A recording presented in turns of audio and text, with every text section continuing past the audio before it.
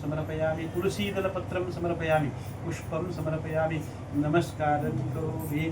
सत्यनारायण कथा अध्याय 4। सूतजी महाराज वर्णन करतात मुनिश्रेष्ठ हो।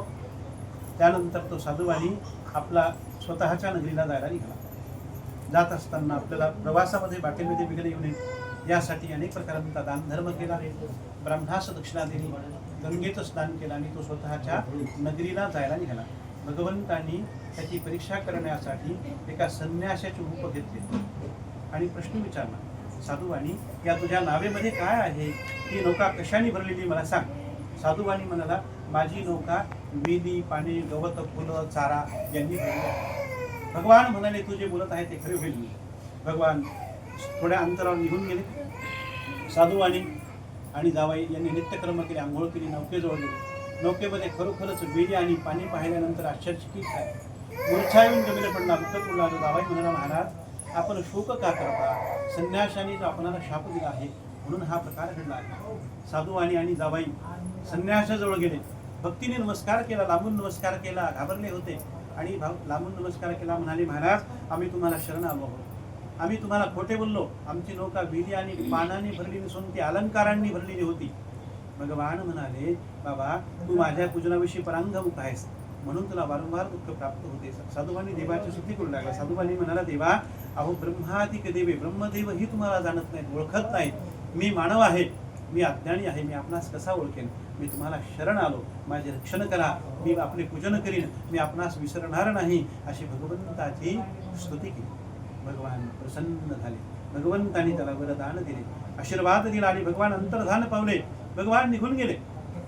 सूत म्हणतात की विशिष्ट हो, साधुवाणी पुन्हा नौकेजवळ गेला। नौका पूर्वीप्रमाणे धन, अलंकार, पैसा आणि त्या ठिकाणी सुवर्ण यांनी भरलेली आहे दिसली।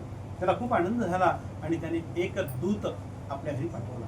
घरी गेल्यानंतर दूताने सांगितले की साधुवाणी आणि जावाई नगरीच्या जवळ आलेले आहेत। त्यावेळेला कलावती आणि लीलावती या दोघी मायलिकींनी आपल्या घरामध्ये भगवान सत्यनारायणांचे पूजन केले होते। परंतु जी कलावती आहे ती आपल्या पतीच्या दर्शनासाठी अत्यंत उत्सुक झालेली होती। कलावतीने भगवंताची पूजा केली, परंतु प्रसाद न घेता, प्रसाद विसरून कलावती आपल्या पतीच्या दर्शनासाठी समुद्राच्या किनाऱ्यावरती आली। कलावती त्या ठिकाणी आल्यानंतर ज्या नावेने तिचा पती बसला होता ती नौका पाण्यामध्ये अदृश्य झाली। कलावतीला पती दिसला नाही। अत्यंत रडत कलावती भूमीवरती पडली। दुःखी झालेली कन्या आणि त्या ठिकाणी नावाड्यास साधुवाणी काय चमत्कार आहे असा विचार करू लागला। त्यावेळेला त्यांनी सर्वांना बोलावले, माझे जर मनोरथ पूर्ण झाले मी भगवंताचे पूजन करीन असे सर्वांना सांगितले। पुन्हा भगवंतांना साष्टांग नमस्कार घातले। भगवान आकाशवाणीने म्हणाले, साधुवाणी ही तुझी कन्या या ठिकाणी प्रसादाला त्याग करून आली आहे, विसरून आली आहे म्हणून तिला पती दिसत नाहीये। साधुवाणी ही जर तुझी कन्या घरी जाऊन प्रसाद घेईल तर तिचा पतीच्या दृष्टीला पडेल यात संशय नाही। कलावतीने आकाशवाणी ऐकली, कलावती घरी गेली, तिने भगवंताचा प्रसाद घेतला आणि कलावती समुद्राच्या किनाऱ्यावरती आली। तिचा पती तिच्या नातेवाईकासह तिच्या दृष्टीला पडला, नावाड्यासह तिच्या दृष्टीला पडला। तिला खूप आनंद झाला।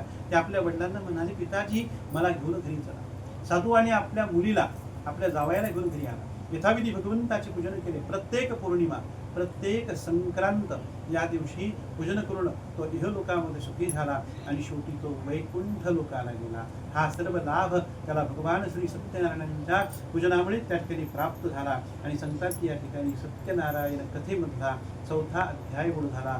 हरये नमः। बोलो श्री सत्यनारायण भगवान की जय।